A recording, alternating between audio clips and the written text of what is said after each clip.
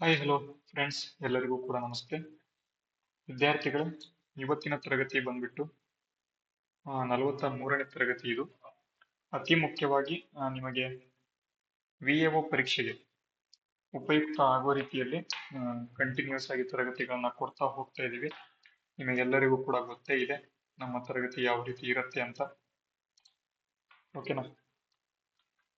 Just minute, mic connect ಮಾಡ್ತಾ ಇದ್ದೀನಿ.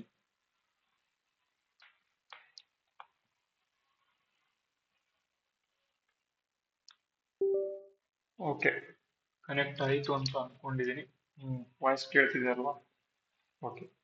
ನೋಡಿ ವಿದ್ಯಾರ್ಥಿಗಳೇ, VAO ಪರೀಕ್ಷೆಗೆ 2026ರ ಪರೀಕ್ಷೆಗೆ 43ನೇ ತರಗತಿ.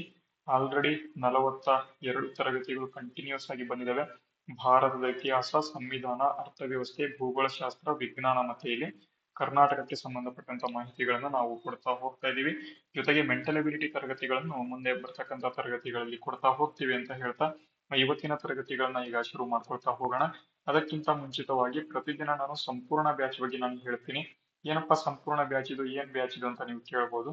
ವಿದ್ಯಾರ್ಥಿಗಳೇ, ಗ್ರಾಮ ಆಡಳಿತ ಅಧಿಕಾರಿ ಹುದ್ದೆಗಳಿಗೆ ಅಂತಾನೆ ಮಾಡಿರ್ತಕ್ಕಂಥ ಬ್ಯಾಚ್ ಇದು. ಈ ಒಂದು ಬ್ಯಾಚ್ ನಲ್ಲಿ ನಿಮಗೆ ಸಂಪೂರ್ಣವಾಗಿ GK ಟಾಪಿಕ್ 1 ಅಂದ್ರೆ GK ಪೇಪರ್ 1 ಏನಿದೆ, ಈ ಒಂದು ಪೇಪರ್ 1ರ ಒಂದು ಸಂಪೂರ್ಣವಾಗಿರ್ತಕ್ಕಂಥ ಒಂದು ಏನು ಮಾಹಿತಿ ಇದೆ ಅದು ಇದರಲ್ಲಿ ನಿಮಗೆ ಸಿಗುತ್ತೆ. ಬ್ಯಾಚ್ ಪ್ರೈಸ್ ಬಂದ್ಬಿಟ್ಟು 501 ರೂಪಾಯಿ ಇರುತ್ತೆ. ಈ ಒಂದು ಬ್ಯಾಚ್ ನ ಪರ್ಚೇಸ್ ಮಾಡಬೇಕು ಅಂತ ಅಂದ್ರೆ 501 ರೂಪಾಯಿ ಅಮೌಂಟ್ ಅನ್ನ ಸೆಂಡ್ ಮಾಡಿ ನೀವು ಪರ್ಚೇಸ್ ಅನ್ನ ಮಾಡಬಹುದು.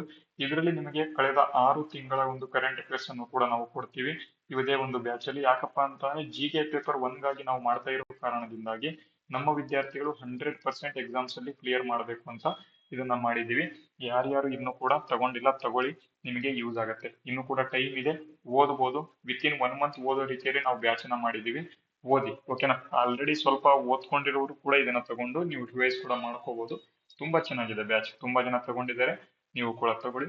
ಈಗ ಮತ್ತೆ ಇಲ್ಲಿ ಅದಾದ ಬಳಿಕ ಪ್ರಚಲಿತ ಘಟನೆಗಳು ನಮಗೆ ಬೇಕು ಎಂಬತಕ್ಕಂಥ ವಿದ್ಯಾರ್ಥಿಗಳು ನೋಡಿ, ಒಂದು ತಿಂಗಳಿಗೆ 25 ರೂಪಾಯಿ ಅಂತ ನಾವು ಪ್ರಚಲಿತ ಘಟನೆಗಳನ್ನ ಮಾಡಿದೀವಿ. PDF ಅಲ್ಲಿ ಇರುತ್ತೆ ಎಲ್ಲವೂ ಕೂಡ, PDF ಬ್ಯಾಚ್, ಓಕೆನಾ? ಯಾವುದು ಕೂಡ ಬೇರೆ ನಾವು ಪೇಪರ್ ಬುಕ್ಸ್ ಗಳನ್ನ ಎಲ್ಲೂ ಕೂಡ ಕಳಿಸೋಲ್ಲ, ಬರೀ PDF ಬ್ಯಾಚ್ ಇರುತ್ತೆ. ಅದೇ 6 ತಿಂಗಳದ್ದು ಬೇಕಂದ್ರೆ 100 ರೂಪಾಯಿಲಿ ನಿಮಗೆ ಸಂಪೂರ್ಣವಾಗಿ ಒಂದು ಬ್ಯಾಚ್ ಸಿಗುತ್ತೆ, ತಗೋಬಹುದು. ನೋಡಿ ಟೆಲಿಗ್ರಾಮ್ ಬಂದ್ಬಿಟ್ಟು ಎಕ್ಸಾಮ್ ಇನ್ ಕನ್ನಡ ಅಂತಾನೆ ಟೆಲಿಗ್ರಾಮ್ ಇದೆ. ಡಿಸ್ಕ್ರಿಪ್ಷನ್ ಅಲ್ಲಿ ಆಲ್ರೆಡಿ ಲಿಂಕ್ ಅನ್ನ ಕೊಟ್ಟಿದ್ದೀವಿ, ಜಾಯಿನ್ ಆಗಿ. ಅದೇ ನೀವು ಏನು ಸ್ಕ್ರೀನ್ ಶಾಟ್ ಅನ್ನ ಅಂದ್ರೆ ಪೇ ಮಾಡಿರ್ತಕ್ಕಂಥ ಸ್ಕ್ರೀನ್ ಶಾಟ್ ನ ಇಲ್ಲಿ ಇಮೇಲ್ ಐಡಿ ಕೊಟ್ಟಿದ್ದೀವಿ ನೋಡಿ, udyogjeevan12@gmail.com, ಈ ಒಂದು ಇಮೇಲ್ ಐಡಿಗೆ ನೀವು ಕಳಿಸಬಹುದು. ಓಕೆನಾ? ಅರ್ಥ ಆಯ್ತಾ? ಈಗ ಡೈರೆಕ್ಟ್ ಆಗಿ ನಾವು ತರಗತಿಗೆ ಹೋಗೋಣ. ವಿದ್ಯಾರ್ಥಿಗಳು, ಹಿಂದಿನ ತರಗತಿಯಲ್ಲಿ DPSP ಅನ್ನ ಹೇಳಬೇಕಾದ್ರೆ, directive principle of state policy, ಇದನ್ನ ಹೇಳಬೇಕಾದ್ರೆ ಟೋಟಲ್ ಆಗಿ ಒಂದು 36ನೇ ವಿಧಿಯಿಂದ 43ನೇ ವಿಧಿವರೆಗೆ ನಾನು ಹೇಳಿದ್ದೆ. ಬಟ್ ಇವತ್ತು 43ನೇ ವಿಧಿಯಿಂದ ಸ್ವಲ್ಪ 51ನೇ ವಿಧಿವರೆಗೆ ನಾವು ನೋಡ್ಕೊಂಡ್ಬಿಡೋಣ. ಯಾಕೆ ಅಂತ ಅಂದ್ರೆ DPSP ಕೂಡ ತುಂಬಾ ಇಂಪಾರ್ಟೆಂಟ್. ಓಕೆನಾ? ಒಂದೊಂದು ವಿಧಿಗಳು ಕೂಡ ತುಂಬಾ ಇಂಪಾರ್ಟೆಂಟ್ ಆಗಿರ್ತವೆ.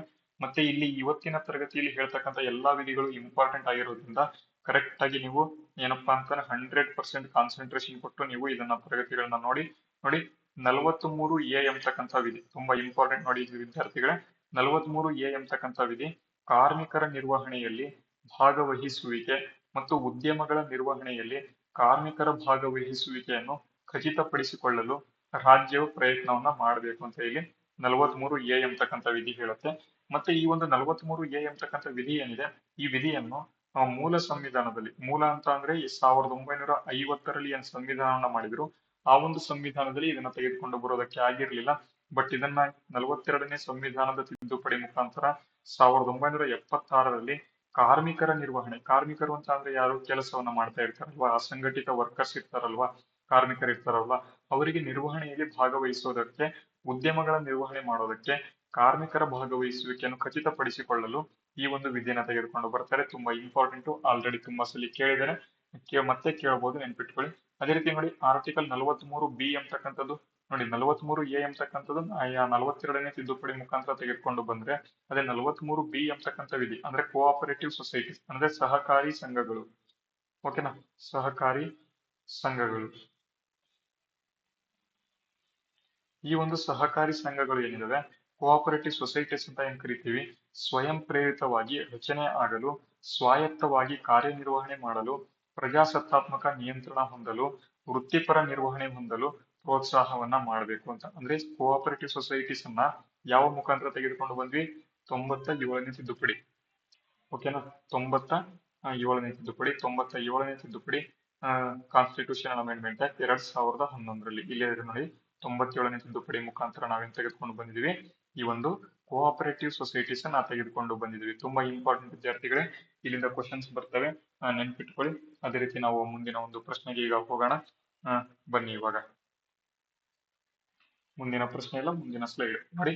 ಅದೇ ರೀತಿ 44ನೇ ವಿಧಿ ಅಂತ ಬರುತ್ತೆ. ಏನಪ್ಪಾ 44ನೇ ವಿಧಿ? ತುಂಬಾ ಸಲ ಪ್ರಶ್ನೆ ಆಗಿದೆ. ವೆರಿ ವೆರಿ ಇಂಪಾರ್ಟೆಂಟ್ ಇದು. ಓಕೆನಾ? ಸ್ಟಾರ್ ಮಾಡಿ ಇಟ್ಕೊಳ್ಳಿ ಈ ಒಂದು ವಿಧಿ. ನೀವು ಬೇಕಾದ್ರೆ ಬರ್ಕೊಂಡು ಹೋದ್ರು ಕೂಡ ತುಂಬಾ ಇಂಪಾರ್ಟೆಂಟ್. 44ನೇ ವಿಧಿ ಏನಿದೆ, ಯೂನಿಫಾರ್ಮ್ ಸಿವಿಲ್ ಕೋಡ್ ಅಂದ್ರೆ UCC ಅಂತ ಕರಿತೀವಿ. ಈ ಒಂದು ಯೂನಿಫಾರ್ಮ್ ಸಿವಿಲ್ ಕೋಡ್ ಅಂದ್ರೆ ಏನು? ಯೂನಿಫಾರ್ಮ್ ಸಿವಿಲ್ ಕೋಡ್ ಅಂದ್ರೆ ಏನು? ಈ ಒಂದು ಯೂನಿಫಾರ್ಮ್ ಸಿವಿಲ್ ಕೋಡ್ ಅಂತ ಅಂದ್ರೆ ಎಲ್ಲರಿಗೂ ಕೂಡ ಒಂದೇ ಕಾನೂನು ಇರಬೇಕು. ಅದನ್ನ ಯೂನಿಫಾರ್ಮ್ ಸಿವಿಲ್ ಕೋಡ್ ಅಂತ ತೆಗೆದುಕೊಂಡು ಬಂದ್ವಿ. ಇದು ಮೂಲತಃ ನಮ್ಮ ಒಂದು ಭಾರತದಲ್ಲಿ ಗೋವಾ ರಾಜ್ಯದಲ್ಲಿ ಇತ್ತು. ಇದಾದ ಬಳಿಕ ಯಾವ ರಾಜ್ಯ ತೆಗೆದುಕೊಂಡು ಬಂತು? ಇದಾದ ಬಳಿಕ ಉತ್ತರಾಖಂಡ್ ಈ ಒಂದು ರಾಜ್ಯ ತೆಗೆದುಕೊಂಡು ಬಂತು. ಅದಾದ ಬಳಿಕ ಇತ್ತೀಚೆಗೆ ಗುಜರಾತ್ ರಾಜ್ಯವು ಕೂಡ ಇದನ್ನು ತೆಗೆದುಕೊಂಡು ಬಂದಿದೆ. ಇದಾದ ಬಳಿಕ ನೆಕ್ಸ್ಟ್ ಅಸ್ಸಾಂ ರಾಜ್ಯ ಕೂಡ ಇಲ್ಲಿ ಏನ್ ಮಾಡಿದ್ದೇವೆ? ಅಸ್ಸಾಂ ಇನ್ನೂ ಕೂಡ ತೆಗೆದುಕೊಂಡು ಬಂದಿಲ್ಲ, ಬಟ್ ತೆಗೆದುಕೊಂಡು ಬರುತ್ತೆ. ಇಷ್ಟು ಗೊತ್ತಿರಬೇಕು. Article 44 is nothing but uniform civil code ಅಂತ. ತುಂಬಾ ಇಂಪಾರ್ಟೆಂಟ್. ಇಲ್ಲಿಂದ ಪ್ರಶ್ನೆ ಬರುತ್ತೆ. ಯೂನಿಫಾರ್ಮ್ ಸಿವಿಲ್ ಕೋಡ್ ಬಗ್ಗೆ ಸ್ವಲ್ಪ ಡೆಪ್ತ್ ಆಗಿ ಓದ್ಕೋಬೇಕು. ಇಲ್ಲಿಂದ ಕ್ವಶನ್ 100%. ನೆಕ್ಸ್ಟ್ ಅದೇ ರೀತಿ ನೋಡಿ, ಆರ್ಟಿಕಲ್ 45ನೇ ವಿಧಿ ಆಲ್ರೆಡಿ ಅರ್ಲಿ ಚೈಲ್ಡ್ಹುಡ್ ಅಂತ ಅಂದ್ರೆ ನಾವು ನೋಡಿದೀವಿ. 21A ವಿಧಿಯ ಮುಖಾಂತರ 6ರಿಂದ 14 ವರ್ಷದ ಒಳಗಿನ ಮಕ್ಕಳಿಗೆ ಏನು ಅಂತಂದ್ರೆ ಕಡ್ಡಾಯ ಶಿಕ್ಷಣವನ್ನ ಏನ್ ಕೊಟ್ವಿ? ಕಡ್ಡಾಯ ಶಿಕ್ಷಣ ಅಂತ ಏನ್ ಕೊಟ್ವಿ. ಅದೇ ರೀತಿಯಲ್ಲಿ 6 ವರ್ಷಕ್ಕಿಂತ ಕಡಿಮೆ ವಯಸ್ಸಿನ ಒಂದು ಮಕ್ಕಳಿಗೆ ಏನ್ ಕೊಡ್ಬೇಕು? ಅರ್ಲಿ ಚೈಲ್ಡ್ಹುಡ್ ಕೇರ್ ಮತ್ತು ಎಜುಕೇಶನ್ ಅಂದ್ರೆ ಅಂಗನವಾಡಿಗಳು ಅಂತ ನೀವು ಕೇಳಿರ್ತೀರಾ. ಅಂಗನವಾಡಿ ಇವಾಗ ಏನಾಗಿದಾವಪ್ಪ ಅಂತಂದ್ರೆ ಅಂಗನವಾಡಿ ಇಲ್ಲ, ಇವಾಗ LKG UKG, ಈಗ ಇನ್ನೊಂದು ಬಂದಿದೆ ಅಂತೆ, ಪ್ರಿ ಕೆಜಿ ಕೂಡ ಬಂದಿದೆ ಅಂತೆ. ಪ್ರಿ ಕೆಜಿ ಓಕೆನಾ? ಇದು ಗೊತ್ತಿರಲಿ. ಪ್ರಿ ಕೆಜಿ ಕೂಡ ಬಂದಿದೆ ಅಂತೆ. ಇವೆಲ್ಲವೂ ಕೂಡ ಇಂಪಾರ್ಟೆಂಟ್ ಆಗಿರ್ತವೆ, ನೆನ್ಪಿಟ್ಕೊಳ್ಳಿ. ರಾಜ್ಯವು 6 ವರ್ಷಕ್ಕಿಂತ ಕಡಿಮೆ ವಯಸ್ಸಿನ ಮಕ್ಕಳಿಗೆ ಅರ್ಲಿ ಚೈಲ್ಡ್ಹುಡ್ ಕೇರ್ ಮತ್ತು ಎಜುಕೇಶನ್ ಒದಗಿಸಲು ಪ್ರಯತ್ನವನ್ನ ಮಾಡಬೇಕು. ಇದನ್ನ ಯಾವಾಗ ತೆಗೆದುಕೊಂಡು ಬಂದ್ರು? 86ನೇ ತಿದ್ದುಪಡಿ ಕಾಯ್ದೆ 2002ರ ನಂತರ ಆರ್ಟಿಕಲ್ 45ರ ವಿಷಯ ಬದಲಾಯಿತು. ಅಂದ್ರೆ ಏನು? ಮೊದ್ಲೇನಿತ್ತು ಅಂದ್ರೆ ಉಚಿತ ಕಡ್ಡಾಯ ಶಿಕ್ಷಣ ಎಲ್ಲರಿಗೂ ಕೂಡ ಇತ್ತು. ಬಟ್ ಏನು 86ನೇ ತಿದ್ದುಪಡಿ ಮುಖಾಂತರ ಏನು 2002ರಲ್ಲಿ ತಿದ್ದುಪಡಿ ಆಯಿತು. ಈ ತಿದ್ದುಪಡಿ ಆದಾಗ 21A ಎಂಬತಕ್ಕಂಥ ವಿಧಿ 6ರಿಂದ 14 ವರ್ಷದ ಒಳಗಿನ ಮಕ್ಕಳಿಗೆ ಬಂತು. Next free and compulsory education ಇವರಿಗೆ. ಅದೇ ರೀತಿ ಆರ್ಟಿಕಲ್ 45 ಬಂದ್ಬಿಟ್ಟು ಇದು ಬಿಲೋ 6 ಇಯರ್ಸ್ ಅಂದ್ರೆ 6 ವರ್ಷಕ್ಕಿಂತ ಕಡಿಮೆ ವಯಸ್ಸಿನ ಮಕ್ಕಳಿಗೆ ಅರ್ಲಿ ಚೈಲ್ಡ್ಹುಡ್ ಕೇರ್ ಮತ್ತು ಎಜುಕೇಶನ್ ಅನ್ನ ತೆಗೆದುಕೊಂಡು ಬಂದ್ರು. ಇದು ಕೂಡ ತುಂಬಾ ಇಂಪಾರ್ಟೆಂಟ್. KPSC ಯಲ್ಲಿ ಕ್ವಶನ್ ಆಗಿದೆ. ಓಕೆನಾ? 45ನೇ ವಿಧಿ ಬಗ್ಗೆ KPSC ಯಲ್ಲಿ ಕ್ವಶನ್ ಆಗಿದೆ. 44ನೇ ವಿಧಿಯ ಬಗ್ಗೆ ಅಂದ್ರೆ ನೀವು ಸೆಂಟ್ರಲ್ ಗೌರ್ಮೆಂಟ್ ಎಕ್ಸಾಮ್ಸ್ ನ ಬರೀತಾ ಇದ್ರೆ 100% ತುಂಬಾ ಸಲ ಇದು ಕ್ವಶನ್ ಆಗಿದೆ. ಸೆಂಟ್ರಲ್ ಗೌರ್ಮೆಂಟ್ ಅಲ್ಲಿ ಕ್ವಶನ್ ಆಗಿದೆ. ತುಂಬಾ ಇಂಪಾರ್ಟೆಂಟ್ ಈ ಸ್ಲೈಡ್. ಓಕೆನಾ? ಅದೇ ರೀತಿ ನೋಡಿ, 46ನೇ ವಿಧಿ ಆರ್ಟಿಕಲ್ 46 SC ST ಮತ್ತು ದುರ್ಬಲ ವರ್ಗಗಳ ಹಿತಾಸಕ್ತಿಗಳಿಗಾಗಿ ರಾಜ್ಯವು ದುರ್ಬಲ ವರ್ಗಗಳ ವಿಶೇಷವಾಗಿ SC ಮತ್ತು ST ಅವರಿಗೆ ಶೈಕ್ಷಣಿಕ ಮತ್ತು ಆರ್ಥಿಕ ಹಿತಾಸಕ್ತಿಗಳನ್ನು ಉತ್ತೇಜನ ಮಾಡೋದಕ್ಕೆ ಈ ಒಂದು ವಿಧಿನ ತೆಗೆದುಕೊಂಡು ಬಂದಿದ್ದಾರೆ. 46ನೇ ವಿಧಿ ಇದನ್ನ ಅಷ್ಟು ಇಂಪಾರ್ಟೆಂಟ್ ಅಲ್ಲ, ಬಟ್ 46ನೇ ವಿಧಿ SC ST ಮತ್ತು ದುರ್ಬಲ ವರ್ಗದ ಒಂದು ವ್ಯಕ್ತಿಗಳಿಗೆ ಹಿತಾಸಕ್ತಿಯನ್ನ ಮಾಡೋದಕ್ಕೆ ಇವರಿಗೆ ಕೊಡುತ್ತೆ ಅಂತ ಹೇಳುತ್ತೆ. ಸಾಮಾಜಿಕ ನ್ಯಾಯಗಳಿಂದ ಶೋಷಣೆಗಳಿಂದ ಇವರನ್ನ ರಕ್ಷಣೆ ಮಾಡಬೇಕು ಅಂತ ಇದು ಹೇಳುತ್ತೆ. ಅಷ್ಟೇನು ಇಂಪಾರ್ಟೆಂಟ್ ಇಲ್ಲ, ಬಟ್ ಗೊತ್ತಿರಲಿ.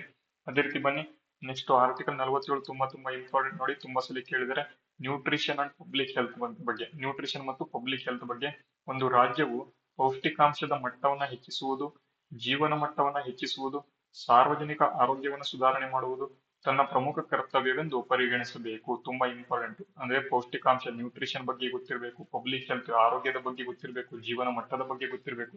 ಇವೆಲ್ಲವೂ ಕೂಡ ಏನ್ ಮಾಡ್ಬೇಕು? ರಾಜ್ಯ ಪರಿಗಣಿಸಬೇಕು ಅಂತ. ಅಲ್ಲದೆ ಆರೋಗ್ಯಕ್ಕೆ ಹಾನಿಕಾರಕವಾದ ಇಂಟಾಕ್ಸಿಕೇಟಿಂಗ್ ಡ್ರಿಂಕ್ಸ್ ಅಂದ್ರೆ ಏನು ಆರೋಗ್ಯಕ್ಕೆ ಹಾನಿಕಾರಕವಾಗಿರ್ತಕ್ಕಂಥ ಒಂದು ಡ್ರಿಂಕ್ಗಳು ಏನಿರ್ತವೆ ಇವುಗಳ ಸೇವನೆಯನ್ನು ಔಷಧೀಯ ಉದ್ದೇಶಗಳನ್ನು ಹೊರತುಪಡಿಸಿ ನಿಷೇಧ ಮಾಡಲು ಪ್ರಯತ್ನ ಮಾಡಬೇಕು. ಅಂದ್ರೆ ಫಾರ್ ಎಕ್ಸಾಂಪಲ್ ಏನಪ್ಪಾ ಅಂತ ಅಂದ್ರೆ ನೀವು ಡ್ರಿಂಕ್ಸ್ ಅಂತ ಹೇಳ್ತೀವಲ್ವಾ, ಲಿಕ್ಕರ್ ಅಂತ ಹೇಳ್ತೀವಲ್ವಾ, ಈ ಒಂದು ಲಿಕ್ಕರ್ ಅನ್ನು ಕೂಡ ಏನ್ ಮಾಡ್ಬೋದು? ಏನು ಬ್ಯಾನ್ ಮಾಡ್ಬೋದು. ಇದು ಎಲ್ಲವೂ ಕೂಡ ಬ್ಯಾನ್ ಮಾಡೋದಕ್ಕೆ ಸಂಪೂರ್ಣವಾಗಿರ್ತಕ್ಕಂಥ ಅಧಿಕಾರ ಏನಿದೆ ಅದು ರಾಜ್ಯ ಸರ್ಕಾರಕ್ಕೆ ಇದೆ. ಓಕೆನಾ. ಸಂವಿಧಾನದ ಒಂದು directive principles of state policy ಮುಖಾಂತರ ಇದನ್ನ ರಾಜ್ಯ ಸರ್ಕಾರಕ್ಕೆ ಕೊಟ್ಟಿರ್ತಾರೆ, ಇದು ಕೂಡ ಗೊತ್ತಿರಲಿ. ಓಕೆನಾ. ಅದೇ ರೀತಿ ನೋಡಿ ಆರ್ಟಿಕಲ್ 48 ವಿಧಿ ಏನ್ ಹೇಳುತ್ತೆ, ಅಗ್ರಿಕಲ್ಚರ್ ಅಂಡ್ ಅನಿಮಲ್ ಹಸ್ಬೆಂಡ್ರಿ, ತುಂಬಾ ಇಂಪಾರ್ಟೆಂಟ್ ವಿದ್ಯಾರ್ಥಿಗಳಿಗೆ. ಆರ್ಟಿಕಲ್ 47 ಬಂದ್ಬಿಟ್ಟು ನ್ಯೂಟ್ರಿಷನ್ ಮತ್ತು ಪಬ್ಲಿಕ್ ಹೆಲ್ತ್ ಬಗ್ಗೆ ಹೇಳಿದ್ರೆ, ಅದೇ ರೀತಿ article 48 agriculture and animal husbandry ಬಗ್ಗೆ ಹೇಳುತ್ತೆ. ಒಂದು ರಾಜ್ಯವು ಆಧುನಿಕ ಮತ್ತು ವೈಜ್ಞಾನಿಕ ಕೃಷಿ ಬಗ್ಗೆ ಇದೇನ್ ಮಾಡ್ಬೇಕು, ಕ್ರಮವನ್ನು ವಹಿಸಬೇಕು. ಪಶು ಸಂಗೋಪನೆ ಆಗಿರ್ಬೋದು, ಇದನ್ನ ಅಭಿವೃದ್ಧಿಪಡಿಸಬೇಕು. ವಿಶೇಷವಾಗಿ ಹಸುಗಳು, ಕರುಗಳು ಮತ್ತು ಹಾಲು ನೀಡ್ತಕ್ಕಂಥ ಜಾನುವಾರುಗಳು, ಇವುಗಳಿಗೆ ಮತ್ತು ಡ್ರಾಫ್ಟ್ ಅಂತ ಕೆಲಸ ಮಾಡ್ತಕ್ಕಂಥ ಒಂದು ಜಾನುವಾರುಗಳು, ಎತ್ತುಗಳಾಗಿರ್ಬೋದು, ಹಾರ್ಸ್ಗಳು ಆಗಿರ್ಬೋದು, ಇವೆಲ್ಲವೂ ಕೂಡ ಕೆಲಸ ಮಾಡ್ತಕ್ಕಂಥ ಜಾನುವಾರುಗಳು. ಇವುಗಳ ಹತ್ಯೆಯನ್ನ ತಡೆಯಲು ಕ್ರಮವನ್ನ ಕೈಗೊಳ್ಳಬೇಕು. ತುಂಬಾ ಸಲ ಕೇಳಿದ್ದಾರೆ ವಿದ್ಯಾರ್ಥಿಗಳೇ. SSC ಅಂದ್ರೆ ಸ್ಟಾಫ್ ಸೆಲೆಕ್ಷನ್ ಕಮಿಷನ್ ಇಂದ ಏನು GD ಎಕ್ಸಾಮ್ ನಡೆಯುತ್ತೆ, CGL ಎಕ್ಸಾಮ್ ನಡೆಯುತ್ತೆ. ಇಂಥ ಒಂದು ಎಕ್ಸಾಮ್ಸ್ ಅಲ್ಲಿ ಈ ಒಂದು ಪ್ರಶ್ನೆ ಬಂದಿದೆ. ಅಗ್ರಿಕಲ್ಚರ್ ಮತ್ತು ಅನಿಮಲ್ ಹಸ್ಬೆಂಡ್ರಿ ಬಗ್ಗೆ ಈ ಎಲ್ಲವೂ ಕೂಡ ತುಂಬಾ ಇಂಪಾರ್ಟೆಂಟ್, ಗೊತ್ತಿರಲಿ ವಿದ್ಯಾರ್ಥಿಗಳು. ನೆಕ್ಸ್ಟ್ ಅದೇ ರೀತಿ ನೋಡಿ 48A ಅಂತಕ್ಕಂಥವಿದೆ.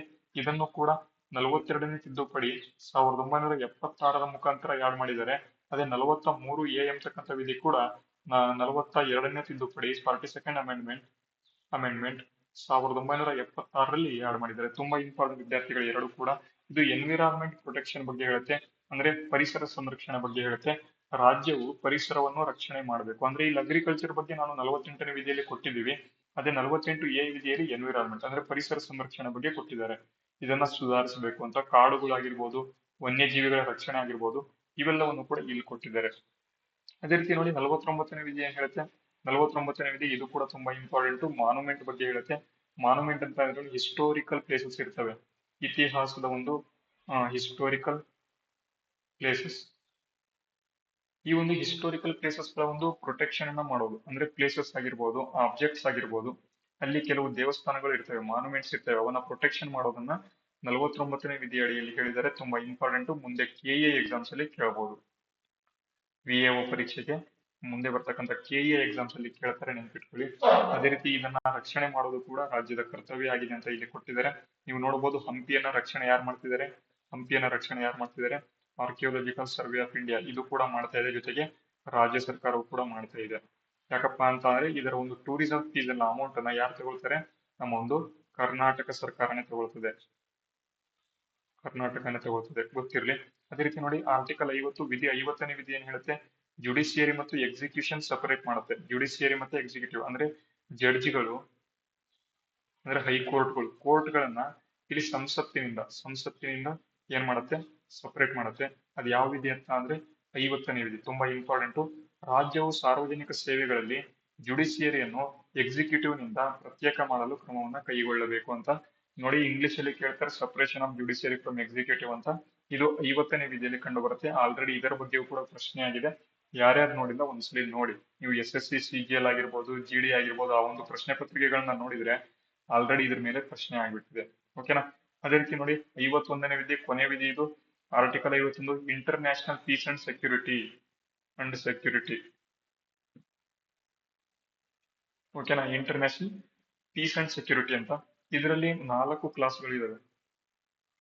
51A ಅಂತಕ್ಕಂಥ ವಿಧಿ, ಇದು ಅಂತಾರಾಷ್ಟ್ರೀಯ ಶಾಂತಿ ಮತ್ತು ಭದ್ರತೆಯನ್ನ ಉತ್ತೇಜನ ಮಾಡೋದು, ಇಂಟರ್ನ್ಯಾಷನಲ್ ಪೀಸ್ ಅಂಡ್ ಸೆಕ್ಯೂರಿಟಿ.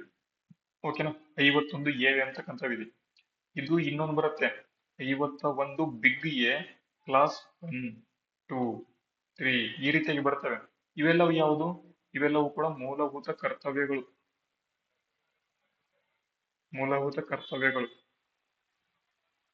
ಓಕೆನಾ. ಇಲ್ಲಿ ಸ್ಮಾಲ್ ಎ ಕೊಟ್ಟಿದ್ದೀನಿ. ಸ್ಮಾಲ್ ಎ ಏನ್ ಬರುತ್ತೆ, 51ರ ವಿಧಿಯ ಒಂದು ಸಂಪೂರ್ಣವಾಗಿರ್ತಕ್ಕಂಥ ಮಾಹಿತಿ ಇದು. ಓಕೆನಾ. ಅಂತಾರಾಷ್ಟ್ರೀಯ ಶಾಂತಿ ಮತ್ತು ಭದ್ರತೆ ಬಗ್ಗೆ ಹೇಳುತ್ತೆ. 51B ಬಂದ್ಬಿಟ್ಟು ರಾಷ್ಟ್ರಗಳ ನಡುವೆ ನ್ಯಾಯಯುತ ಮತ್ತು ಗೌರವಯುತ ಸಂಬಂಧಗಳನ್ನು ಕಾಪಾಡಬೇಕು ಅಂತ ಹೇಳುತ್ತೆ. 51C ಅಂತಕ್ಕಂಥ ವಿಧಿ ಅಂತಾರಾಷ್ಟ್ರೀಯ ಕಾನೂನು ಮತ್ತು ಟ್ರೀಟಿ ಗಳಿಗೆ ಗೌರವವನ್ನು ಬೆಳೆಸಬೇಕು ಅಂತ ಹೇಳುತ್ತೆ. ಇಷ್ಟೇನು ಇಂಪಾರ್ಟೆಂಟ್ ಇಲ್ಲ, ಬಟ್ ಗೊತ್ತಿರ್ಲಿ. ಮತ್ತೆ 51D ಅಂತಕ್ಕಂಥ ವಿಧಿ ಅಂತಾರಾಷ್ಟ್ರೀಯ ವಿವಾದಗಳನ್ನು ಆರ್ಬಿಟ್ರೇಷನ್ ಮೂಲಕ ಪರಿಹಾರ ಮಾಡಲು ಪ್ರೋತ್ಸಾಹ ಮಾಡಬೇಕು ಅಂತ ಹೇಳಿ ಹೇಳುತ್ತೆ. ಇದು DPSP ಅಂತ ಅಂದ್ರೆ ಏನು, directive principles of state policy, ಅಂದ್ರೆ ರಾಜ್ಯ ನೀತಿ ನಿರ್ದೇಶಕ ತತ್ವಗಳು. ಈ ಒಂದು ತತ್ವಗಳನ್ನ ಯಾವ ಒಂದು ಇದರಿಂದ ತೆಗೆದುಕೊಂಡು ತರಲಾಯಿತು. ನಾನು ನಿನ್ನೆ ಕ್ವಶನ್ ಮಾಡಿದ್ದೆ ಐರ್ಲೆಂಡಿನ ಏನ್ ಮಾಡಿದೀವಿ, ಎರವಲು ಪಡ್ಕೊಂಡಿದೀವಿ. ಐರ್ಲೆಂಡ್ ಪಡ್ಕೊಂಡಿದೀವಿ. ತುಂಬಾ ಇಂಪಾರ್ಟೆಂಟ್ ವಿದ್ಯಾರ್ಥಿಗಳೇ. ಹಾಗಾದ್ರೆ ಇವತ್ತಿನ ಪ್ರಶ್ನೆ ಬಂದ್ಬಿಟ್ಟು ನೋಡಿ, ಇವತ್ತಿನ ಪ್ರಶ್ನೆ ಏನ್ ಹೇಳ್ತೀನಿ, ಇಲ್ಲಿ ಕೊಟ್ಟಿದೆ ನೋಡಿ ಇವತ್ತಿನ ಪ್ರಶ್ನೆ. ಭಾರತದ